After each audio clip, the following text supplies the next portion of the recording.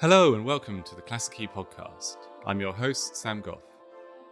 Klassiki is your window into the wide world of Eastern European film. Subscribers gain access to our library of classic and contemporary titles, as well as filmmaker interviews, video introductions, program notes, and much more. You can sign up for a free trial today at klassiki.online. And if you enjoy this show, then don't forget to subscribe in your podcast app, and please leave us a review and a 5-star rating. Thank you. 2025 is the centenary year of Wojciech Jerzy Has, one of Poland's greatest filmmakers, but a figure often misunderstood or underestimated outside of the country. That may be set to change. This year's Kinoteka Polish Film Festival, in collaboration with the BFI, includes a full retrospective of Has's remarkable career, from his surrealist masterpieces The Saragossa Manuscript and The Hourglass Sanatorium to never-before-screened shorts. And several Has films are among the titles that will be travelling the country as part of the Kinoteka On Tour programme in partnership with Klassiki. So to set the scene for this retrospective, I spoke with its curator, the Polish film expert Michael Brook. We talked about Has's peculiar place in Polish film history, his unique approach to literary adaptation, and the dream worlds that he conjured on screen in the 1960s and 70s. Make sure to check out the links in the show description to find out more about the Has retrospective at this year's Kinoteka Festival, both in London and on tour throughout the UK. And Klassiki subscribers can watch both the Saragossa Manuscript and Has's beautiful post-war romance Farewells on the site now.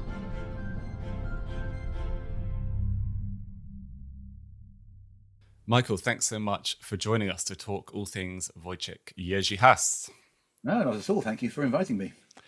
So, you are one of the brains behind this full Has retrospective that we're about to be treated to as part of Kinoteka, and then selected films touring around the country.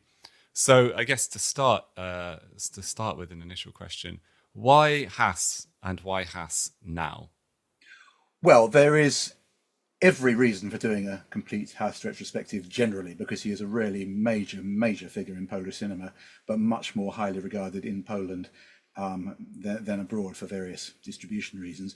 But the main reason for doing it right now, this particular year, and specifically April 2025, is that he was born on the 1st of April 1925. So it is his 100th birthday on April the 1st, and that is when the season launches with a screening of the Saragossa Manuscript. We're breaking with chronology because that film is so disproportionately famous compared with the others that it made sense to kick off with that, and hopefully that will stimulate people into wanting to investigate films, many of which may well be receiving their British premieres, or certainly their first screening. I assume some of them were shown at festivals at the time.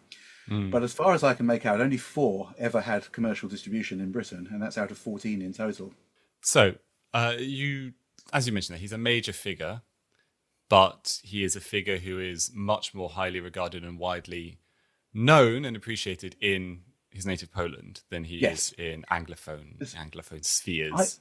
I was fascinated. I saw The Noose, which is his debut film in 1957, about 15, 16 years ago, and was absolutely blown away by it, because I thought, why don't I know this film? Because I knew the other big 1950s Polish films like the Wajda War Trilogy and Kawalerowiczi's Night Train and Andrzej Munch's Eroica and Bad Luck and so on, but I didn't know The Noose at all. And I thought it was easily as good as any of those. And then I discovered that it was regarded in Poland from the start as being a major masterpiece of Polish cinema. It's regarded to this day as well, but it wasn't distributed because its subject was alcoholism, and from what I gather, the communist authorities weren't keen on it being shown abroad because they thought it would give the wrong impression of what Polish men were like. Up to Knife in the Water, I can't think of anything else on the same level, because if you think about the other big feature debuts like A Generation or Andrzej Munch's Man on the Tracks, they were all made during the socialist realist period. It was a Stalinist doctrine appeared to a greater or lesser extent right across the Eastern Bloc.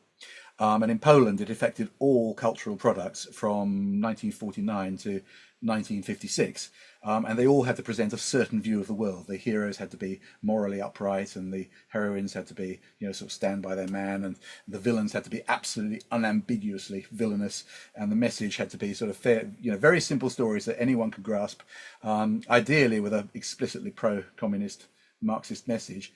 But even though some directors did try to get around those restrictions were very much in place until 1956.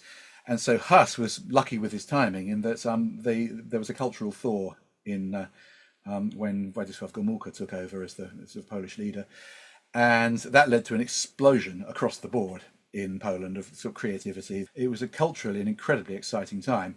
And Has's debut film, was made right in the middle of all that creative ferment, and was consequently very much caught the attention of people in Poland. And then the thing with Has, and kind of what I wanted to get into with you, was he emerges, he comes out, roughly at the same time as these very canonical figures like Andrzej Wajda, Kawalerowicz, Konwicki, these people all born roughly, kind of in the mid-20s, and then kind of coming out in this post-Stalinist thaw that was, affecting culture across. Has is slightly older than Wajda and slightly younger than Kawalerowicz. Yeah, there's like a couple of years either. But they are very much the same generation. Yeah.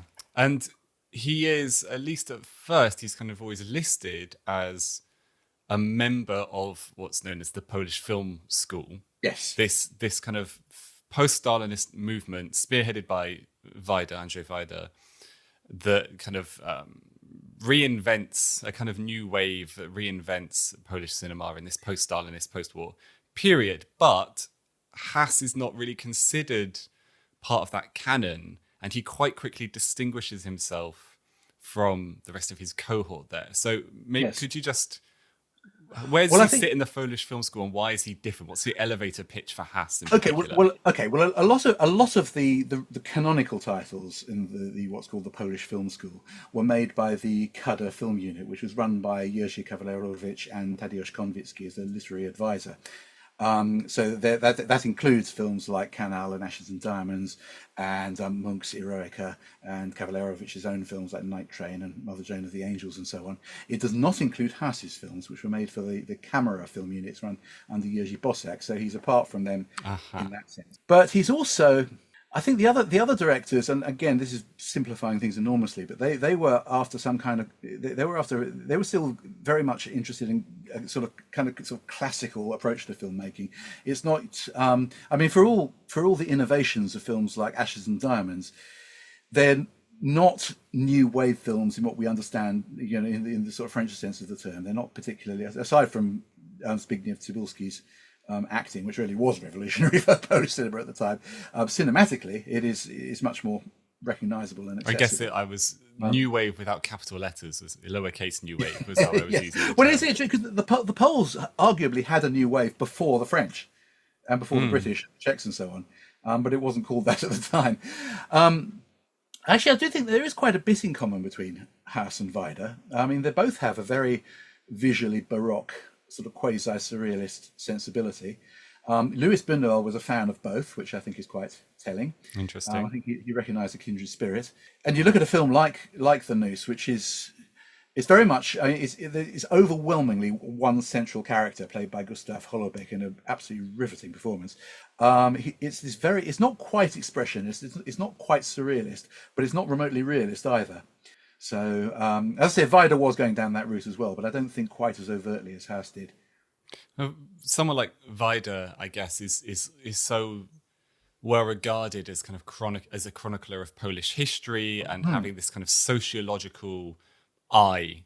Lots of Wajda's great films, like, I don't know, The Promised Land, are about these kind of these dissections of these moments in Polish history, and they're kind absolutely. of and the vast majority of Wajda's films are. Yeah. He is Poland. He is Poland's great historian. Whereas Has is very famous as a literary, as an adapter. Yes. Wajda obviously is adapting as well, but Has is. He's not he hasn't got that sociological eye. He's a bit more into the surrealist side, and he's a bit more into the Baroque and the literary. Absolutely, and a bit like Stanley Kubrick, virtually all his films were literary adaptations. Why was that, do you think? I think he just had a very high regard for literature generally, and I think he obviously, I think he relished the process of translating often quite experimental literature into an appropriate film form. And I think in some cases he actually worked with the original novelists themselves. For example, you mentioned Farewells that was based on a novel by Stanisław Digat, which was very highly regarded in Poland, and Digat himself was the co-screenwriter. People often say, speaking about communist era filmmaking, that it was a quote unquote a safer bet to adapt a kind of well-regarded literary work. It allowed you a bit more leeway with the censors. This is also absolutely and very famously true. Yes, it's particularly if it's a respected novel by. I mean, for example, let's take Ashes and Diamonds. Ashes and Diamonds, the novel by Jerzy Andrzejewski, was written in 1948. And by the time Vida came to make it, it was already, the equivalent of a school set text. Right. What was a school set text? It was, everyone knew it. I think there'd been at least 4 serious attempts at getting it off the ground during the socialist realist era, which would have produced a very, very different film for how it turned out.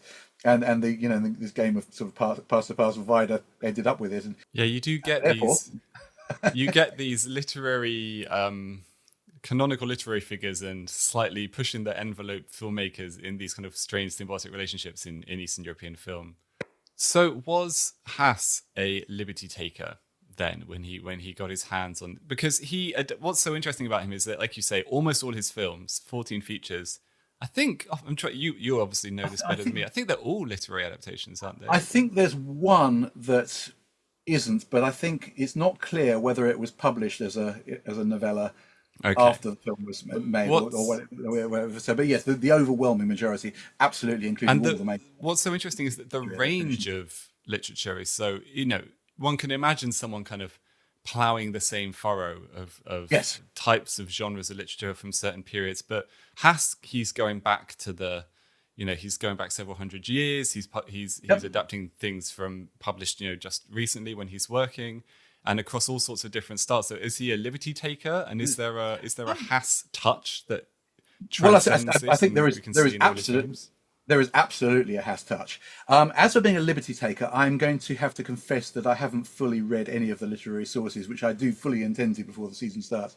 But yes, I think there is very definitely a Has touch. I mean, you mentioned history, which Has is not a historian in the sense that Vida is. I mean, not remotely. But he is very interested in history and the way that it manifests itself through memory, often distorted memory. And that's apparent, it's sort of apparent in The Noose, actually, but it first becomes overt in Farewells, which is 1958, his second feature. It's basically a film of 2 halves, one set in just before World War II, and the other set just towards the end of World War II. And it's about this relationship between this young man played by Tadeusz Janksza, who's actually was the second lead in A Generation that I mentioned just now. He was very much the incarnation of doomed youth in Polish cinema at the time. He actually plays a very similar part in Vida's Canal. But anyway, he's from this aristocratic background, which he decides to completely reject. And one of the ways he decides to reject it is by getting together with a taxi dancer called Lydia. And he doesn't really know what to make of her either, because she is, despite her humble origins, highly intelligent, very possibly more intelligent than him, has a really, sort of laser sharp ability to grasp what's really going on in a particular scene. And yes, I mean, all they're extremely hesitant, and temporary romance is just. They're just you basically, because she's so unpredictable, you don't really know how it's going to develop. And then they get separated by World War II, and then they come together towards the end, where she's married to someone else, and he's been in Auschwitz. He's been in Auschwitz, which is a fascinating detail that isn't really elaborated on to any great extent. It's just mentioned there as a fact. Yeah. And so the film is ultimately about, and also there are also figures from the old aristocracy that are in the second half who are still trying to cling on to their old, the old certainties that basically no longer exist. Yeah. So what we have is a kind of a mirrored structure that the 2 halves of the film both kind of take place in and around this same kind of small village outside Warsaw, but with these completely different tenors and tones, and with one being based on this sense of potential and the other one being based on this sense of lost potential and kind of foreclosure. You've just raised another point about Haas, actually, which he is very, very fond of mirroring and doubling. I mean, Saragossa manuscript is just full of it, and quite deliberate. It's actually a great way of managing to make sense of decidedly non-linear narratives is by spotting the sort of visual and thematic echoes between different sections. So yes, that's very much a Haas characteristic. So, I mean, we just started talking there about farewells. I was wondering when I was thinking about how to approach the kind of surreal and unwieldy world of Haas while talking to you. Obviously, we don't have time to kind of run through his whole career, and this is a full retrospective. People can just go and see all the films if they want to, and that would probably be quite boring to run through all of them. But I thought we should, highlight some of the more well-known titles. So Farewells was one I was going to mention. This is it's an earlier film. It's not surreal in that sense, but it has a slightly haunted or dreamlike atmosphere. Yes, he's very fond of sort of set decoration and props and so on. It's exactly what I was going to say. A particular impression of history. I think Haas's career, you can reasonably neatly break it up into three. Okay. The first third is the six early films from 1957 to 62, and he made one film a year, so it was pretty prolific. That was his most prolific period by some distance, and that takes us that's The Noose, Farewells, One Room Tenants, Gold Dreams, and How to Be Loved. The last of which was made in 1962, and that is the film where people really started to notice him outside Poland. And then you have this middle period, which takes us from the Saragossa manuscript to the Hourglass Sanatorium, where the films are increasingly elaborate and ornate and convoluted. There's the there's Saragossa manuscript itself, and there are bigger gaps between them. So there's a 2-year gap. Then we get Saragossa manuscript in 64. Another 2-year gap. Then we get The Codes, which is sort of harks back to the earlier films, and it's also about the weight of history. Then we get his first colour film, the widescreen costume drama, The Doll. And then after a 5-year gap, because it took him a very long time to get it off the ground, we have the Hourglass Sanatorium. Mm-hmm. Then there's another big gap where he more or less retired from filmmaking in order. So this is at this point we're in the mid-70s, 73, yes. Yeah. And so there's a gap of a gap of about a decade where he was teaching at the Łódź Film School and generally not showing much inclination to make more films. And then we suddenly have this late quartet, which is roughly one film a year, with an uneventful story, Right and Fight, Memoirs of a Sinner, and The Tribulations of Balthazar Kober, which are all in colour, and the last two of which in particular are very much a return to Saragossa manuscript and Hourglass Sanatorium territory. Well, they may be the obvious lodestars, but let's just dwell a little bit on Saragossa manuscript and then the Hourglass Sanatorium, because they are a perfect entryway. They bookend this kind of high Haas period in the middle of his career, from the 60s to the 70s. Realistically, if you're British and you've seen a Haas film at all, it's overwhelmingly likely to be one of those two. The others, you really do have to put some effort into digging them out. I mean, Saragossa manuscript it's an undertaking. It's a 3-hour adaptation of a early 1800s novel. Is that right? By a nobleman called Jan Potitsky, who I read shot himself because he thought he was a werewolf. Yes, that is absolutely the case. The other thing I only realised quite recently is that the original novel was written in French, not Polish. It was a time when, in fact, at the time, Poland didn't exist. Legally, Poland did not exist as a country between 1795 and 1918. And one of the reasons why the Poles revere their great literary masters of the 19th century is because the vast majority of them wrote in Polish, and they were keeping Polish culture alive. Right. I mean, you look at the most successful Polish films ever made in terms of their local release.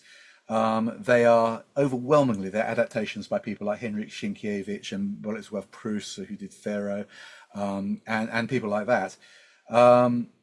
You know, it would be the equivalent of an all-time top 10 British cinema thing, and they're all sort of Charles Dickens and sort of Anthony Trollope adaptations. But they do they're taken incredibly seriously in Poland simply because of the fact that these people were Poland during the time. So Has gets his hands on this Jan Potocki novel. The manuscript found in Saragossa, I think, is the literal translation. I'll leave it to you as the expert to try and give, if you can, as brief a possible kind of summation of what it's about. Okay, a plot synopsis is more or less impossible in any kind of coherent form, and the reason for that is it's, as you know, it is, and as people tend to pick up on even before they see it, it does not remotely have a conventional narrative. It's got something like 10 separate narrative nodules that relate to each other in not always completely expected ways. So we start off in the Napoleonic era, the time when just before Jan Potocki was writing, where the manuscript is discovered by these soldiers. In fact, they're soldiers from opposite sides, but they're so mesmerised by what they see in the manuscript that they forget their differences and start reading. And what they read is the story of Alphonse van Woerden from a century earlier, who's played by Zbigniew Cybulski, and he is more or less the film's protagonist, although he's not actually on screen for a big chunk of the second half, just to be confusing. And during the course of his adventures, he is told various stories by various people, often from completely left field angles. And then sometimes people within the stories tell stories. I mean, Louis Buñuel was famously a huge fan of the film. I mean, to the extent that he apparently, according to his regular writer Jean-Claude Carrière, he actually got hold of the Mexican distribution rights for Saragossa because he was such a big fan. Saw it 3 times, which for him was absolutely unheard of. And if you think of The Discreet Charm of the Bourgeoisie, which was made nearly a decade later, you get the sort of dreams within dreams, where you get people dreaming that one of the other characters dreamed something, and it's very much the same kind of thing that's going on in the Saragossa manuscript. But what's really remarkable about it is how coherent it is to actually watch it, and I think this is where Has's control really becomes vital, because, as we said earlier, there's lots of sort of doubling up of themes and ideas.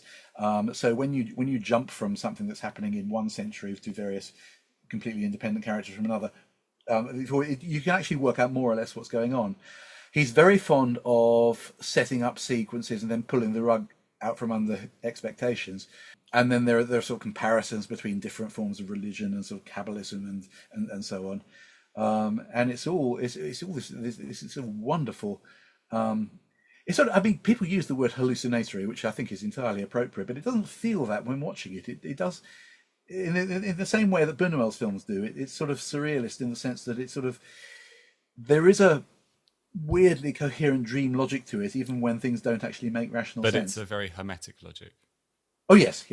So I guess my question about Saragossa manuscript is, why did he, or how did he suddenly come out with this, 3-hour surreal story within a story within a story film? I mean, was it something that he had been wanting to do and he needed to build a certain amount of cachet? It's such a kind of standout film. Well, how did he get there? I mean, obviously, it's not the sort of thing you can make as a debutant. There'd be absolutely no way. It costs, I think my friend Michal Oleszczyk said that it cost about 3 times the budget of a normal Polish film at the time. But it's worth noting that at the time in Polish cinema, in fact, I was talking about the most successful Polish films ever being 19th century literary adaptations, and the Polish cinema's Gone with the Wind is a film called, well, it's got various titles. It's called Knights of the Teutonic Order or Knights of the Black Cross, Krzyżacy in the original.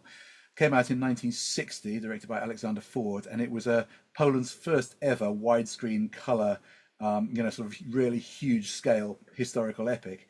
Mm-hmm. And it was the most phenomenal box office hit, to the extent that it is still the number 1. Yes, I mean, but it was such a huge hit that I think the various film units were quite keen to have a slice of that particular pie. And so in the mid-60s, you saw three really huge widescreen epics. One, of course, was Saragossa manuscript. One was Andrzej Wajda's The Ashes, which is really not that well known outside Poland, but it is a massive, great 4-hour Napoleonic epic.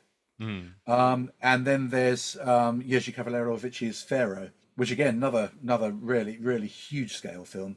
In the case of Saragossa, which is, I think, the most formally radical of all of them, I don't really know how Has managed to make it quite so formally radical. Although this is true of the original novel. So in many ways, he's just paying tribute to what had already been an established. Yeah, which again is the trick of adaptation, allowing yourself that leeway by working. I mean, it is to a very large extent, it is a perfectly faithful adaptation structurally as well as in terms of content. And was it a hit?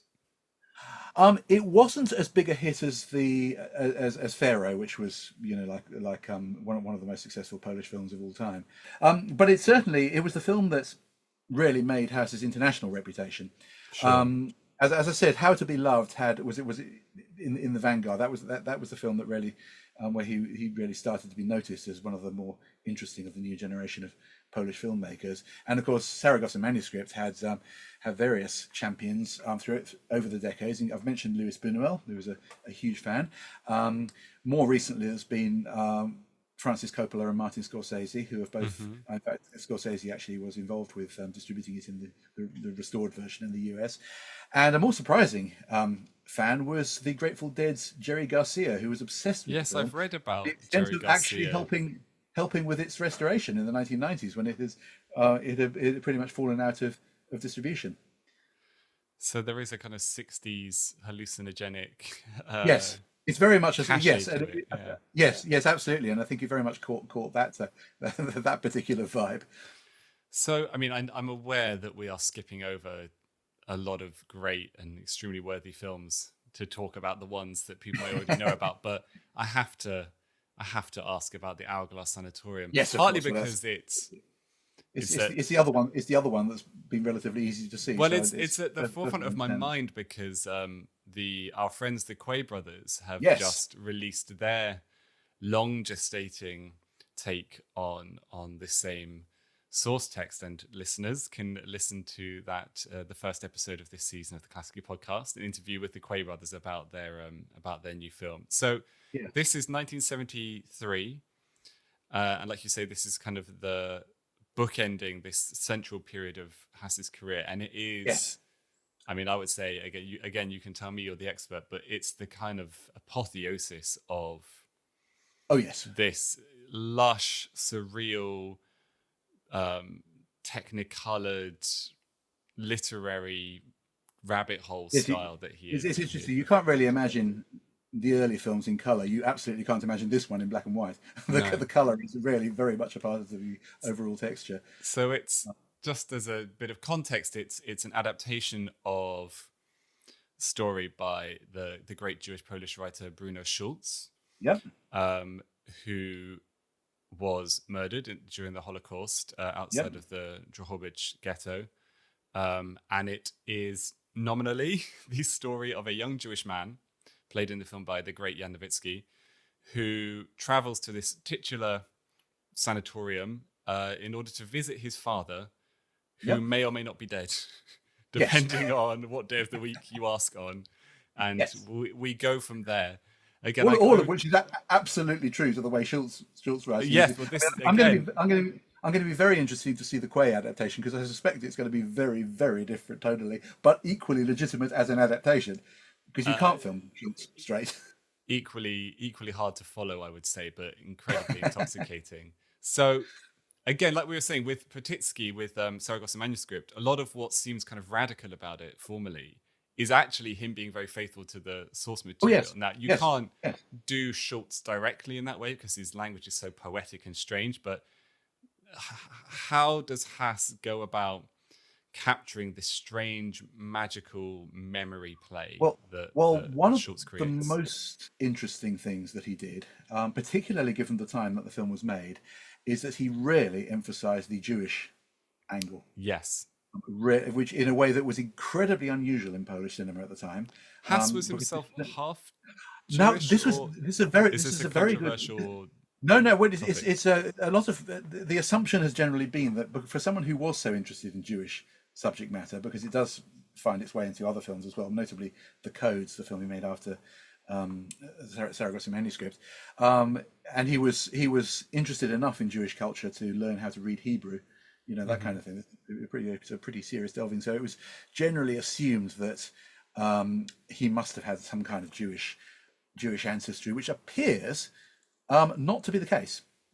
In Annette Insdorf's book, let me find the relevant bit actually, because it's quite interesting. She actually did a bit of digging.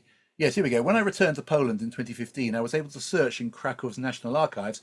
There I found the official birth and baptismal certificates of the director's father, Stanisław Has, from 1892, the same year in which Schultz was born, including the names of his paternal as well as maternal grandparents, which affirm Catholic rather than Jewish ancestry. Oh, okay. And these records, yes, she's pretty. But I mean, it's yes. fairly common, right? I mean, Vida wasn't Jewish, but Vida also, a very good point. Yes, considered the Jewish history of Poland in a lot of his films. Absolutely, and he has also devoted an unusual amount of attention to that. So yes, I think it's again Polish history, because Poland changed so much between 1939 and 1949.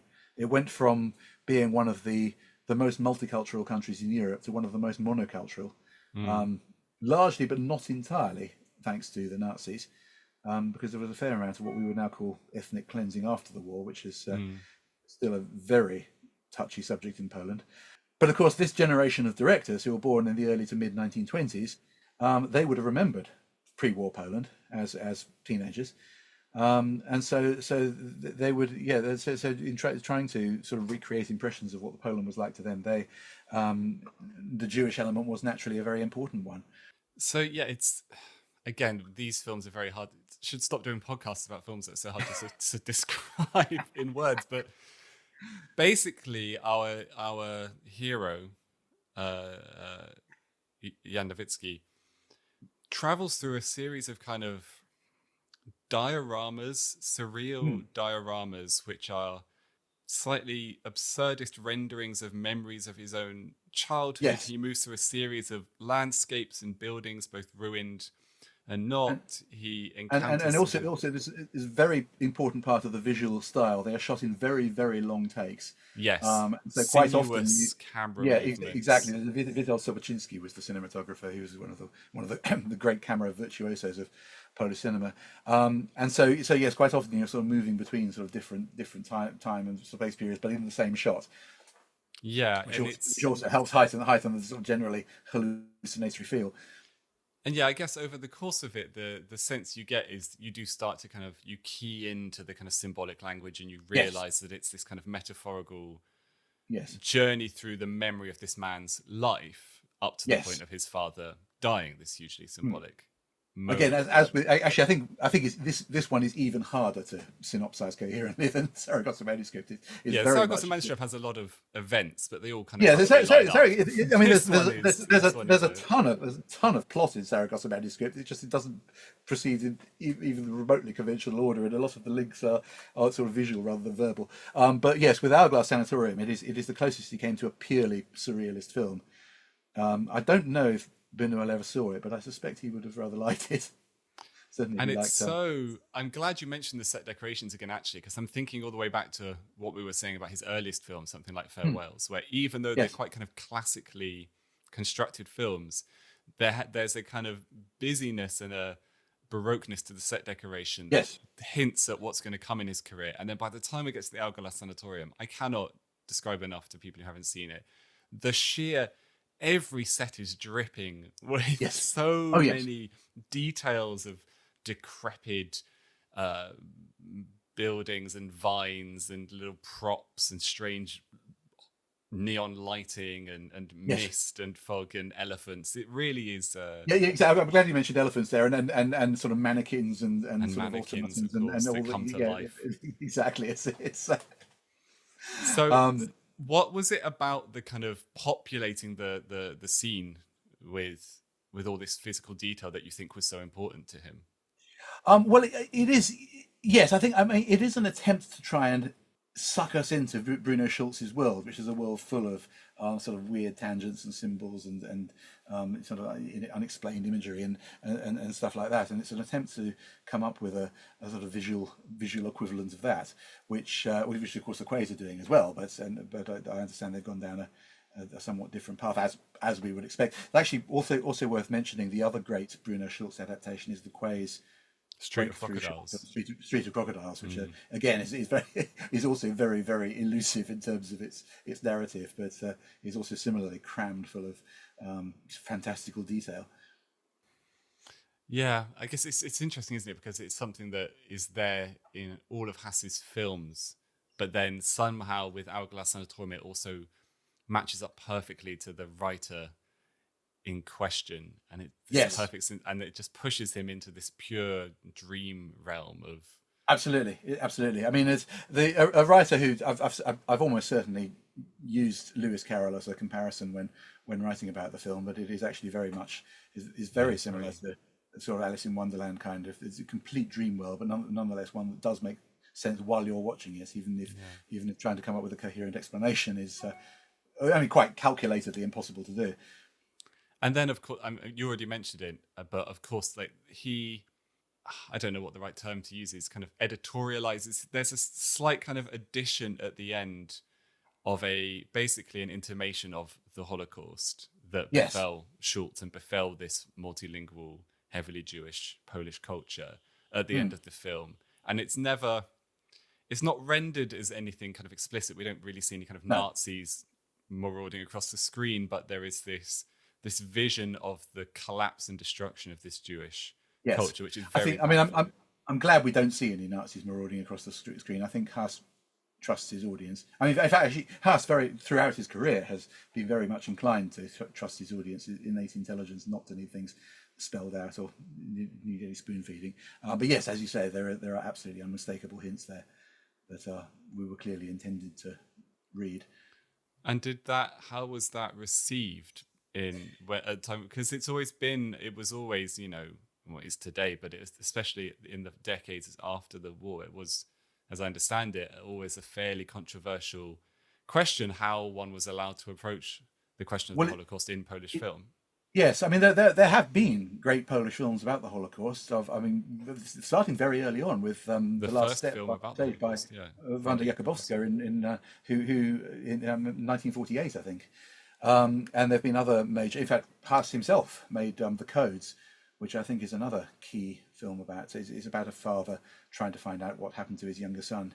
But yes, it took him 5 years to get the project off the ground, which means he would have started in 1968, which was, in terms of Polish history, probably not the best time to mount a film with Jewish themes, because that was the time of specifically anti-Semitic persecution of various people. So he worked so long on this film, and in so many ways it's a kind of apotheosis. But then, like you say, why did he retreat after that from filmmaking for so long? That's a very good question, and I need to do more digging into this. Certainly it's not unknown for Polish filmmakers to abandon filmmaking in favour of education. There's another very good example in Wojciech Marczewski, who was in the late 70s. If you were to list the most promising of the younger generation of Polish filmmakers, Marczewski would be right up there with Krzysztof Kieślowski and Agnieszka Holland. Marczewski was absolutely no question subject to proper censorship, if you like. Exactly. And he actually in the early 80s, the time of martial law, was a moment of extreme uncertainty as to how Polish filmmakers should respond to it. Some went into exile, like Wajda and Agnieszka Holland. Kieślowski stayed in Poland and tried to achieve some kind of accommodation, and Marczewski just refused to have anything to do with the regime, which basically meant giving up his career for the better part of a decade. And so instead he moved into film education, and he's one of the major proponents of Polish film education, as was Has over a similar period. And I should say, actually, if people are interested in that, then Marczewski's wonderful film Shivers is also available. Yes, on Klassiki, his film from there. Yes, no, which got him in trouble in the first place. That's the one that got him in trouble. Yes. And it's autobiographical, and not too surprisingly, it was completely banned in Poland after martial law. And Marczewski just refused to make any more films until that there was a change of regime, which is, admirably purist of him, but it does mean we've probably lost a great many potentially outstanding films. Although Has, interestingly, did go back into filmmaking during this period, the mid 1980s, which is one of the most generally regarded as one of the more creatively stagnant periods of Polish cinema, because you've got Kieślowski, you've got Has, and one or two others, but it's generally not regarded as one of the outstanding periods of Polish film history. Well, we're now getting the chance, thanks to this retrospective, to it's great. It's to finally kind of to follow the full arc of Has's career. No, and I'm really looking forward to the reaction to these, because I think these films are. I said the Barbican did a retrospective about 15 years ago, but I think it was only about half a dozen titles.